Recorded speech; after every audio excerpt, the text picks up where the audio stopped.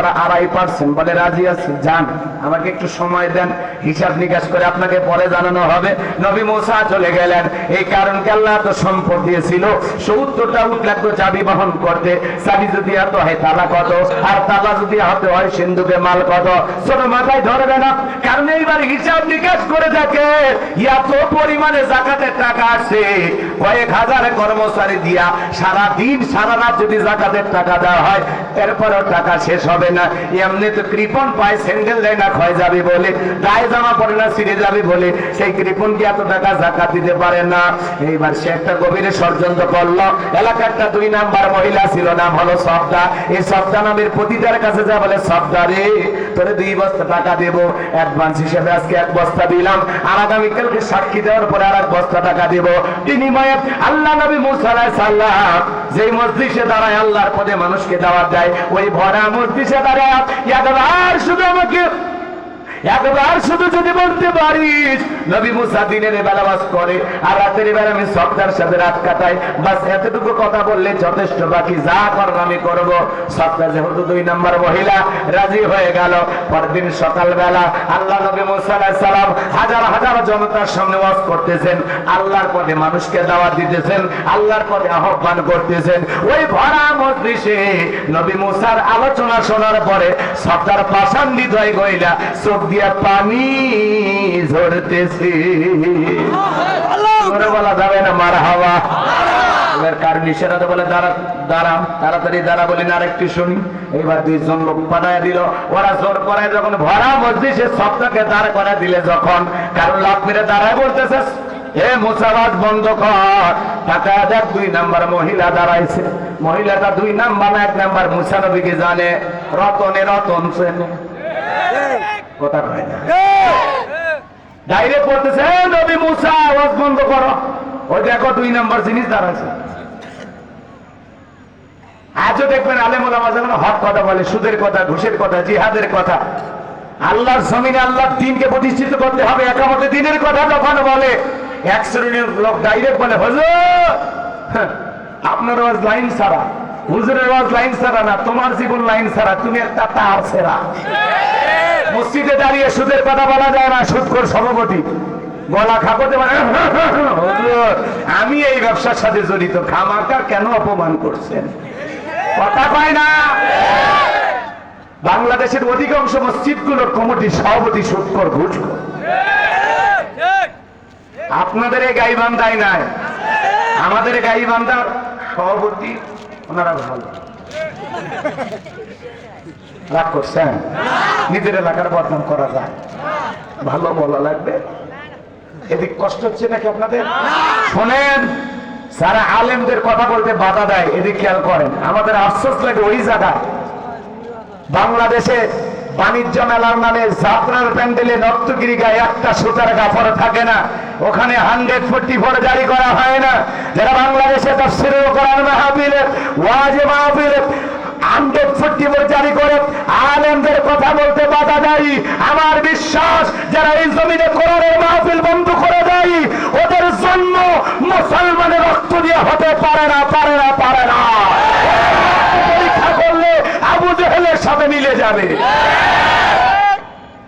কোরআন যারা বন্ধ করে এরা মুসলমান? কিসের মুসলমান? হ্যাঁ,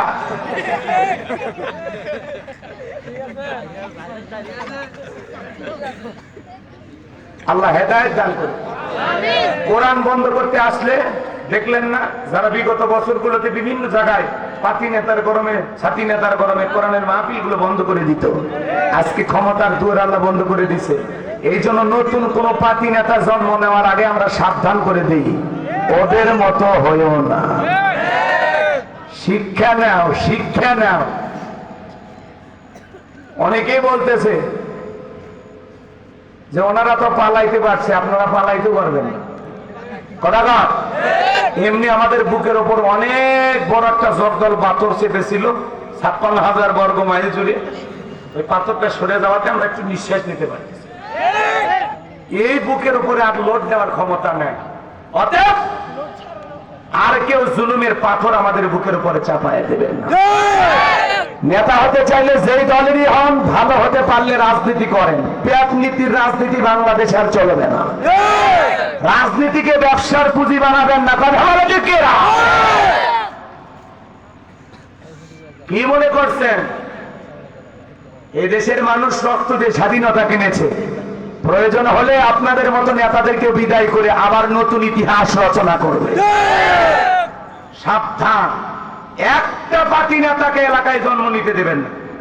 বাড়াবাড়ি করলে ওরা 3 দিন পিটাইয়া এই শীতের দিনে পুকুরের মধ্যে বাঁধে রাখবে, তারপরে পুলিশের খবর দিবেন।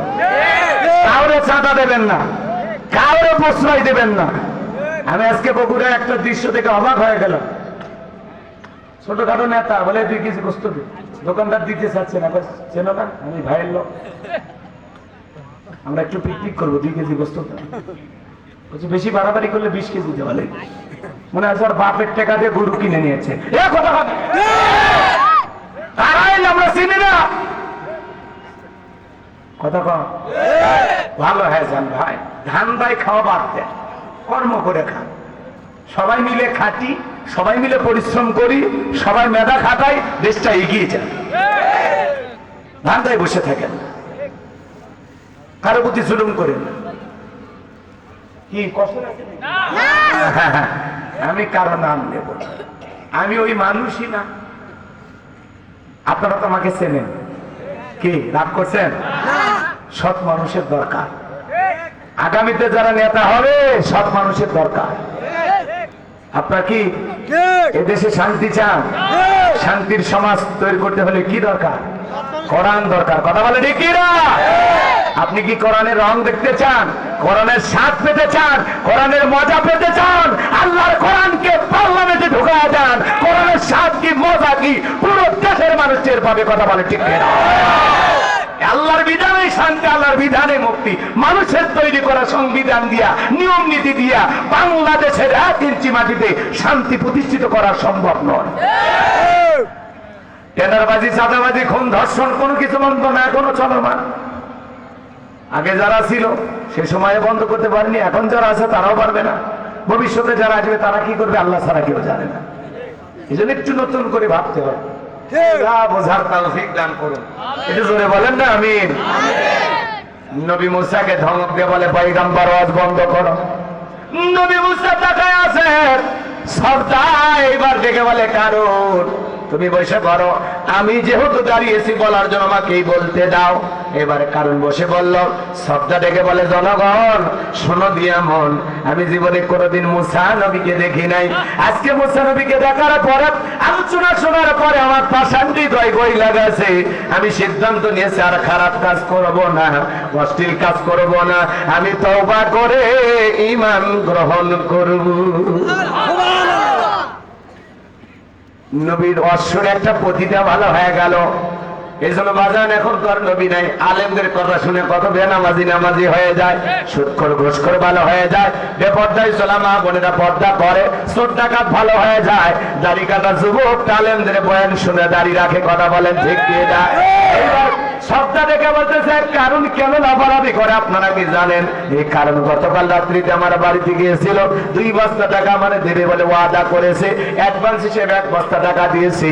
আজকে সাক্ষী দেওয়ার পর আর 1 বস্তা টাকা দেবে, বিনিময়ে আমাকে এই কথা বলতে হবে।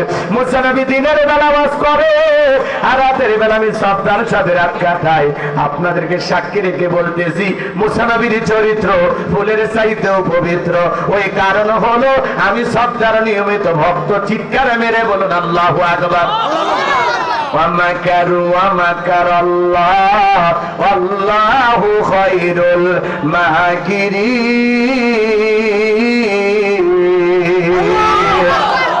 এলাকার এটা জোরে বলেন কার? গোপন তত্ত্ব ফাঁস করে দিলেন কে? যে গর্ত করেছে নিজের গর্তে নিজেই পড়েছে। কথা বলেন ঠিক কিনা? এজন্য বাজান গভীর মনোযোগ দিয়ে শুনবেন। নবী মুসা রাগান্বিত হয়ে ডেকে বলে আল্লাহ চাইতে গেছিলাম যাকাত আর আমার বিরুদ্ধে এত বড় মিথ্যা তহমত মেনে নেওয়া যায় না। আল্লাহ আপনি জমিনকে ওয়াদা দেন, জমিন যেন কারণে ধন সম্পদ সহ কারণকে গ্রাস করে ফেলে। আল্লাহ দোয়া মঞ্জুর করলেন। কারণে ধন সম্পদ সৌজন হাত পর্যন্ত জমিনের ভিতরে চলে গেল। ও বলে ব্যাপার না, উঠতে পারবো দেখে শক্তি আছে। মাথা পর্যন্ত চলে গেল, বলে ব্যাপার না, উঠতে পারবো দেখে শক্তি আছে। গলা পর্যন্ত যখন জমিনের ভিতরে চলে গেছে, কারণ এইবার দেখে বলে, ও নবী মুসা, ধন সম্পদ যা আছে সব তোমার আর তোমার আল্লাহ, তুমি নিয়ে যাও, জানতে একটু ভিক্ষা দাও। নবী মুসা দেখে বলে, আল্লাহুস সামাদ, আমার আল্লাহ মুখোপেক্ষী, আমার আল্লাহ কারো কাছ থেকে কিছু দেয় না, আমার আল্লাহ কারো কাছ থেকে কিছু নেয় না, আমার আল্লাহ শুধু দিয়েই যায়, আমার আল্লাহ শুধু দিয়েই যায়। কারণ রে, তোর ধন সম্পদ সব জমিনের ভিতরে চলে যা, আর পৃথিবীর ইতিহাসে সাক্ষী থাক, তোর মতো যারা সম্পদ জমা রাখবে, আল্লাহ রাস্তায় খরচ করতে চাইবে না, কঠিন কিয়ামতের ময়দানে তুই কারণের কাতারে দাঁড় করায়া আল্লাহ তাদেরও বিচার করবে। সূরা তাওবার ভিতরে আল্লাহ পাক জানিয়ে দিয়েছেন, যারা স্বর্ণ রূপা টাকা পয়সা জমা রাখে, আল্লাহ রাস্তায় খরচ করতে চায় না, আমার আল্লাহ বলেন তাদের জন্য রয়েছে আযাবের সুসংবাদ। হ্যাঁ, মা যদি বলে আজকে তোর বাবা বাসায় আসুক, এমন পিটান পিটা দেবে, তখন মজা টের পাবি। মানলে কি মজা লাগে? তার মানে শাস্তিটা বড় কঠিন হবে। কথা বলে ঠিক না? এই জন্য ভাইরা আমার, যারা স্বর্ণের উপর টাকা পয়সা জমা রাখছেন, আল্লাহ রাস্তায় যাকাত দিতে চান না, খরচ করতে চান না, আপনার এই সম্পদ বিষাক্ত সাপ হয়ে আপনাকে জাহান্নামের ভিতরে সবল মারবে। আপনার সম্পদ আপনার শাস্তির কারণ হবে। কথা বলে ঠিক না?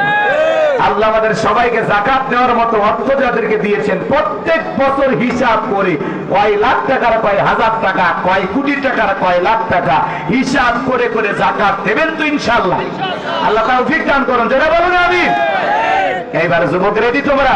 4 নাম্বার গুণাবলী, ওয়াল্লাযীনা হুম লিফুরুজিহিম হাফিজুন। মুমিন মাদার 4 নাম্বার গুণাবলী, নিজের যৌবনটাকে সংযত রাখা, নিজের যৌবনটাকে কন্ট্রোল করা। মুমিনের যৌবন হোটেলে বিক্রি হবে না, পার্কে বিক্রি হবে না। মুমিন কোনদিন বিবাহ বহির্ভূত অবৈধ কোন সম্পর্কে জড়াইতে পারে না। এই শোনো, ওয়াল্লাযীনা হুম লিফুরুজিহিম হাফিজুন, কথা বললাম রব্বানি না, কথাটা আল্লাহ। ধরে বলেন কার? আল্লাহ। সূরা আল মুমিনুন আয়াত নাম্বার 5, আল্লাযীনা হুম লিফুরুজিহিম হাফিজুন। নিজের যৌবনটাকে সংযত রাখো, নিজের যৌবনটাকে কন্ট্রোল করো, নিজের যৌবনটাকে হেফাজত করো। হে যুবক, আল্লাহ শিশুকালের হিসাব নেবেন না, হিসাব নেবেন যৌবনকালে। আমরা যৌবনকালে গুনাহ করতে ভালোবাসি, আর এই যৌবনকালের ইবাদত আল্লাহ পছন্দ করেন, আল্লাহ ভালোবাসেন। সুবহানাল্লাহ বলেন। সুবহানাল্লাহ। যৌবনকালে লম্বা সময় রুকু করা যায়, লম্বা সময় সিজদায় থাকা যায়, লম্বা সময় নামাজ আদায় করা যায়। যৌবনকালে ঠান্ডা পানিতে ওযু বানানোর ক্ষমতা থাকে। কথা বলে এক মুরব্বী যদি বলেন আর 2 বাজে, চাচা যে মাঘ মাস পৌষ মাসের শীত, যান পুকুর থেকে গোসল করেন, 2000 টাকা দেবো। চাচা বলবে, হাতি যে শীত পড়ছে, টাকা নেওয়ার জন্য পুকুর থেকে উঠতে পারবো তো? সেই শক্তি থাকবে তো?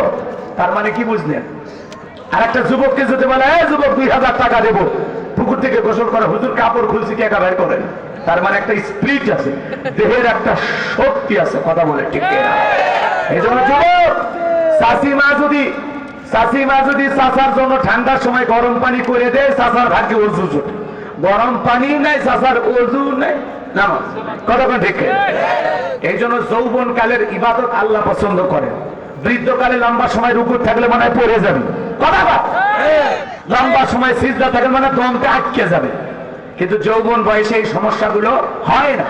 এই জন্য যৌবন কালে লম্বা সময় রুকু করতে হবে, লম্বা সময় সিজদায় থাকতে হবে। এই যৌবন কালের পুরো সময়টা কার জন্য কোরবানি করব? কার জন্য কোরবানি করব? হে যুবক, এই অশ্লীল দুনিয়ার চতুর্দিকে অশ্লীলতায় 6 লাখ পাপ তোমাকে চতুর্দিকে হাতছানি দিয়ে ঢুকতেছে, হাতছানি দিয়ে তোমার ডাকে, কিন্তু খবরদার কোন গুনাহের ফাঁদে পা দেয়া যাবে না। কথা কয় না? নিজেকে সংযত রাখা লাগবে, নিজেকে কন্ট্রোল করা লাগবে। শয়তান যখন আপনাকে ওয়াসওয়াসা দেবে, তখন চুপ, আমি যেখানে যাই করি সব আল্লাহ দেখে।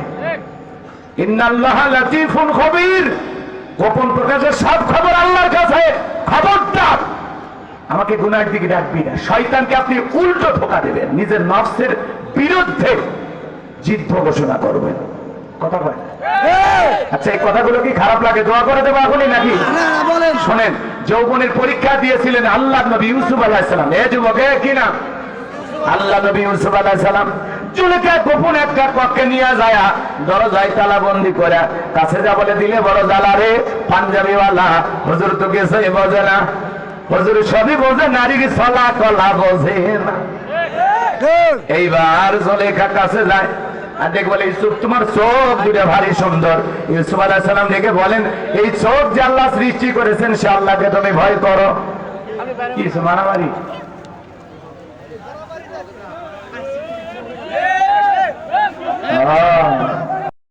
যারা বই নেবেন গাড়িতে গেলে পাবেন ইনশাআল্লাহ। 5 নাম্বার, ওয়াল্লাযীনা হুম লিআমানাতিহিম ওয়া আহদিহিম রাউন। বড় স্বাদ ছিল তোমাদেরকে গোছায় কিছু কথা বলবো, তোমরা তো শুনবা না, কথা বলবেন না। বলেন বলেন। 4 নাম্বার কি বলো? নিজের যৌবনটাকে সংযত রাখা। জুলেখা গোপন কক্ষে নিতে অনেক চেষ্টা করেছে। ইউসুফ আলাইহিস সালাম ভয় করত কাকে? আল্লাহকে। ইন্নী আখাফুল্লাহ, অন্তরে আল্লাহর ভয় নিয়ে আল্লাহর উপরে তাওয়াক্কুল করে দৌড় মেরেছেন। প্রত্যেকটা দরজার তালা আল্লাহ খুলে দিয়েছেন। সুবহানাল্লাহ। শেষ দরজায় জুলেখা পিছন থেকে মারছে থাবা, জামা ছিঁড়ে গেছে, কিন্তু ইউসুফ আলাইহিস সালাম বলে জামা যাই যা ইজ্জত দেওয়া যাবে। শেষ দরজায় জুলেখা তাকায়া দেখে তার স্বামী আজিজ মিশর দাঁড়ায় আছে। আজিজ মিশরকে দেখা মাত্র জুলেখা একা কান্নার অভিনয় শুরু করে দিয়েছে। কিছু কিছু মহিলা দেখেন না, কথা বলার আগে কেন দেয়, আমার কেউ নেই, কেউ নেতে বাইসে আসু কে কথা বলার আগে কেন দেয়, ছোট মনে মোটর বসায় রাখছে। আর শান্ত করার দরকার নেই। কিসের গ্রুপিং? আওয়ামী লীগের লোক, বিএনপি।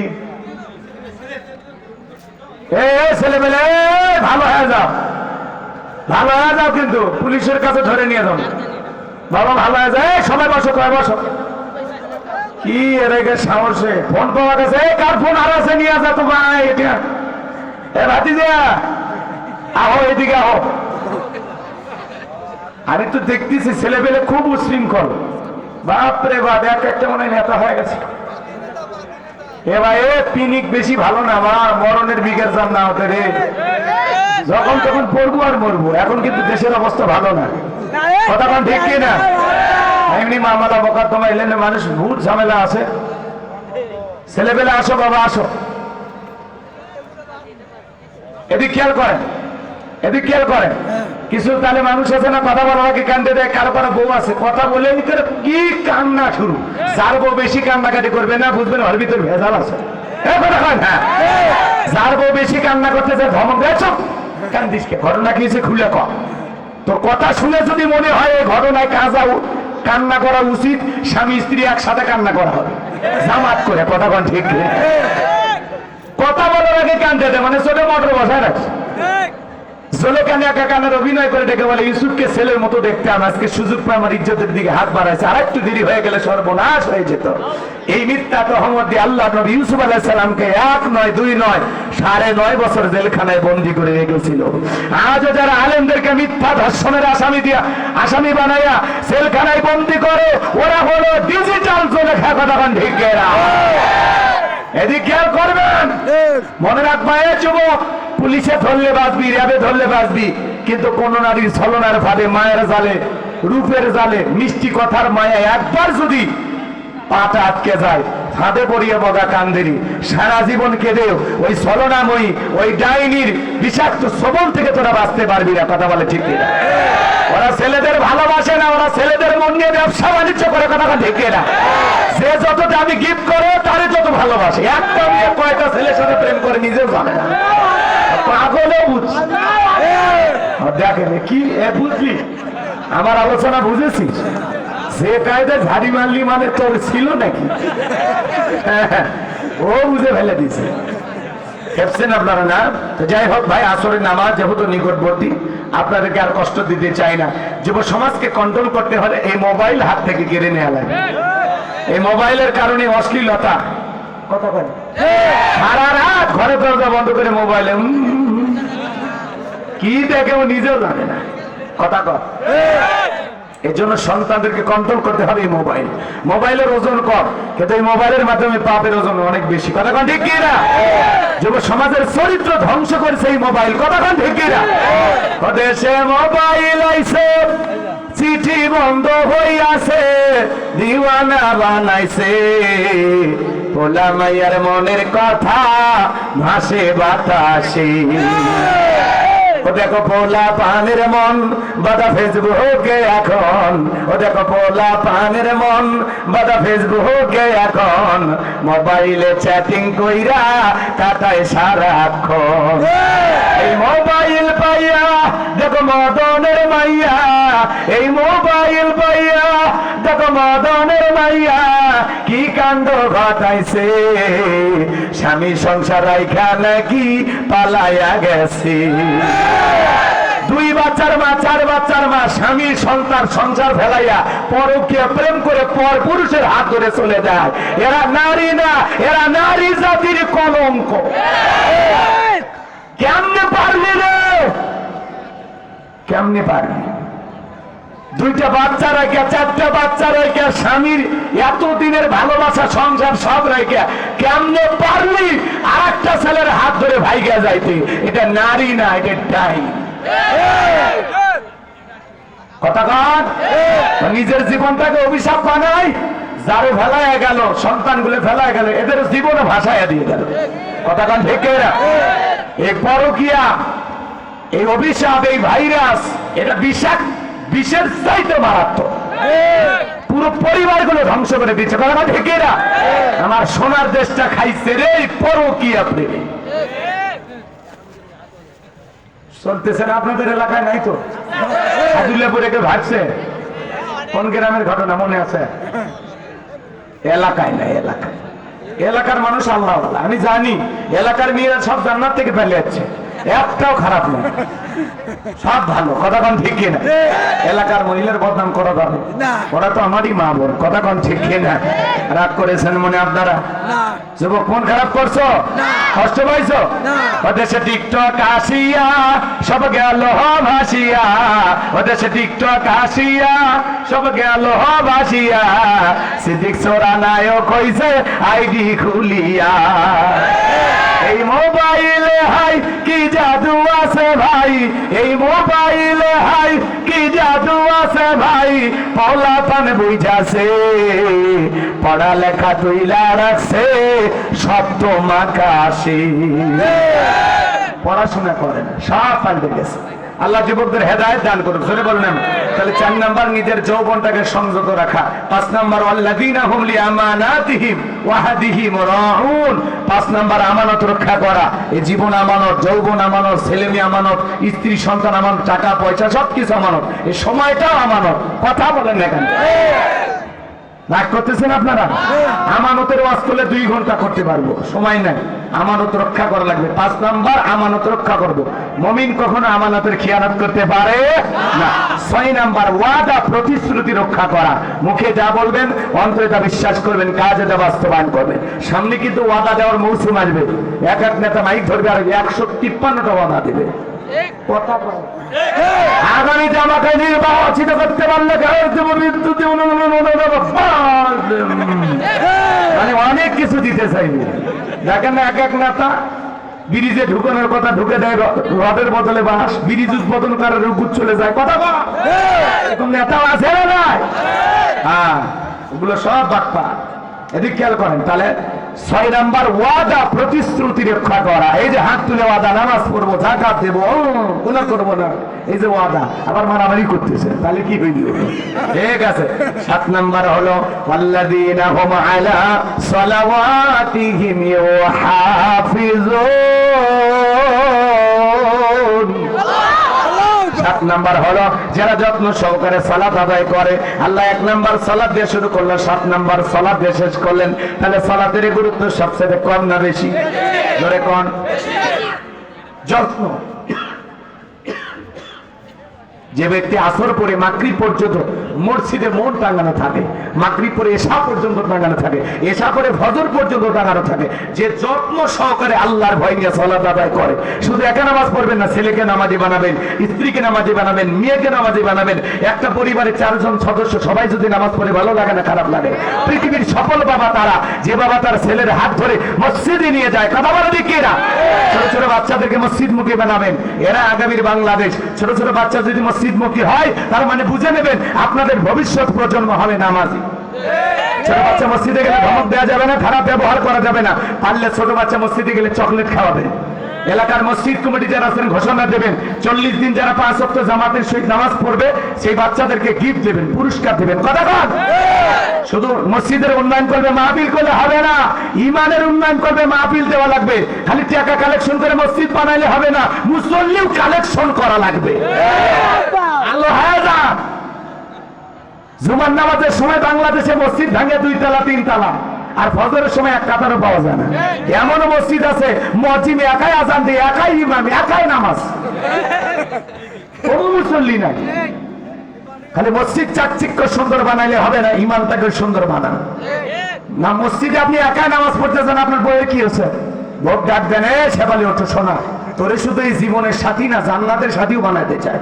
বউরে ঘুম থেকে জাগাইয়া বাড়িতে নামাজে দাঁড় করাতে মসজিদে যাবেন, সাহস নাই নাকি? আপনি বইয়ের গোলাম। ছেলেকে ডাক দেন, দরজায় যা, বিয়ে করছে তো কি আছে? ছেলে ডাক দেন, আব্দুল্লাহ ওঠ, আব্দুল্লাহ ওঠ, বাবা ইউসুফ ওঠো, আব্বু আব্বু ওঠো। ছেলে ডাকে ডেকে নিয়ে যাবে। মেয়ে পাশের রুমে ঘুমায়, মেয়েকে ডাক দেন, মা জোসনা ওঠো, নামাজ পড়ো। কথা একটা পরিবারের 6 জন সদস্য সবাই যদি নামাজ পড়ে, ভালো লাগে না খারাপ লাগে? এই 7টা গুণাবলী যদি অর্জন করতে পারেন, উলাইকা হুমুল ওয়ারিসুন আল্লাযীনা ইয়ারিসুনাল ফিরদাউস হুম ফিহা খালিদুন। আল্লাহ বলেন তারা উত্তরাধিকারী হবেন জান্নাতুল ফিরদাউসের, সেখানে তারা চিরকাল বসবাস করবেন। আল্লাহ কোনোদিন তাদেরকে জান্নাত থেকে বের করে দেবেন না। চিৎকার মেরে বলুন সুবহানাল্লাহ। আল্লাহ বক্তা শ্রোতা সবাইকে আমল করা তৌফিক দান করুন। জেনে বলুন আমি সাদিক গেল কই?